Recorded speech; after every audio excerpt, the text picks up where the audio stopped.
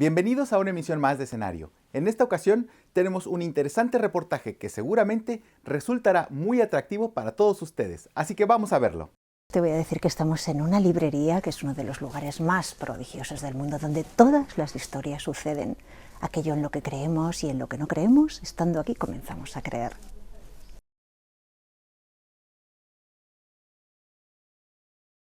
Yo soy jurista y he trabajado a lo largo de toda mi carrera en el ámbito de la internacionalización, de la economía y de la empresa, principalmente en otros países vinculados a embajadas. Y junto a ese día económico he tenido mis noches, mis tardes, mis tiempos culturales.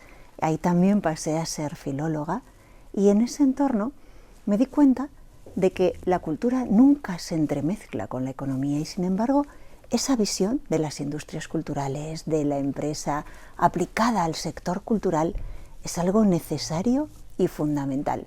Así que auné mi día con mi noche y por eso a fecha de hoy trabajo en tres ámbitos que son absolutamente prodigiosos: la cultura, el patrimonio cultural y el turismo.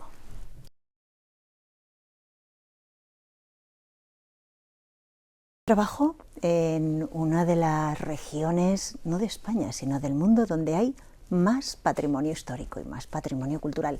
De hecho, Castilla y León es la región del mundo con mayor número de declaraciones de patrimonio mundial por la UNESCO.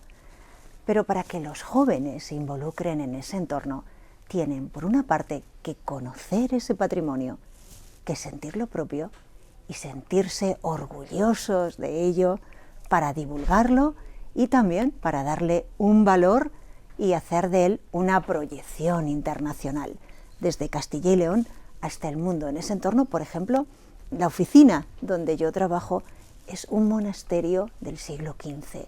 Es el monasterio donde Cristóbal Colón visitó a la reina Isabel la Católica para pedirle financiación para emprender un viaje a las Indias que lo llevó a América. Esa es nuestra historia y de esa historia que nos une tenemos que estar orgullosos.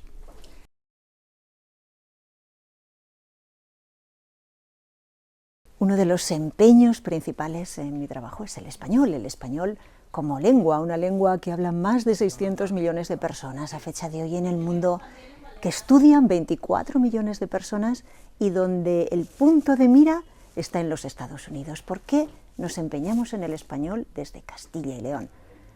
Castilla, y a veces el español, se llama también castellano. Estamos vinculados a ese origen del español, a esas primeras palabras, y desarrollamos muchos trabajos y estudios junto con la Real Academia Española de la Lengua sobre los orígenes del español. Pero ese pasado nos tiene que llevar hasta el futuro. Y uno de esos futuros es el estudiar la lengua, el conocerla y el que cada vez más personas se comuniquen y además lo hagan con orgullo en esta lengua. Tenemos uno de los principales centros mundiales para aprender español, que es la ciudad de Salamanca. Toda Castilla y León está muy especializada, pero en Salamanca comenzaron en el año 1929 los primeros cursos para extranjeros de español en el mundo, y ahí seguimos recibiendo una cantidad ingente de estudiantes de muchos países, pero especialmente de los Estados Unidos. Y ahí está nuestro reto, en generar el conocimiento de la lengua y de nuestra cultura. Y cuando hablo de la cultura, no hablo de la cultura de Castilla y León o de España, sino de la cultura en español, donde tenemos muchos nexos que nos unen, literatura magnífica, una cultura común, y esa cultura en Estados Unidos está muy presente y es lo que a veces incomoda o inquieta, y por ello tenemos que hacerla valer, que se nos escuche en español y que nuestras historias se cuenten en español.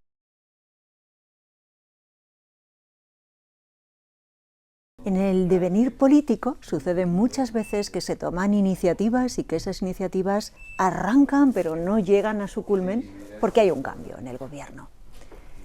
Y eso sucede en todos los entornos, pero quizás en la cultura suceda de una manera particular, porque cada persona que llega al gobierno quiere dejar su impronta cultural, truncar planes pasados e iniciar otros futuros que vuelven también a no llegar a cabo. En ese sentido, lo fundamental es establecer estrategias que sean infalibles, que llegue quien llegue y piense lo que piense, estén funcionando tan bien y sobre todo que los sectores estén involucrados en ello de manera que nadie quiera retirar esos apoyos o esas políticas. Y para mí la clave es que un gobierno tiene que escuchar a aquellos sectores para los que trabaja. En el ámbito cultural, por ejemplo, tiene que escuchar al sector de las artes escénicas, saber qué necesitan los autores, las compañías de artes escénicas, los teatros, y escuchando esas necesidades y trabajando para ellas, las políticas que se pongan en marcha serán eficaces y a ver quién tiene coraje después de llegar y suprimirlas poniéndose a los sectores en contra.